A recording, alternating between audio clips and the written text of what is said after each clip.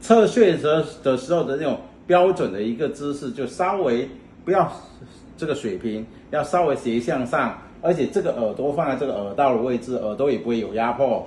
这个高度相当于肩膀宽度，长久侧睡这个不会产生这压到这个肩颈或是手酸麻，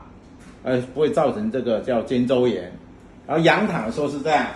仰躺的时候因为这边是一个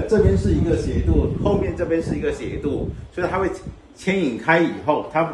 才不会打呼噜，因为把气管拉开，还有颈椎压迫的那个椎间盘也拉开，不会造成压迫症状。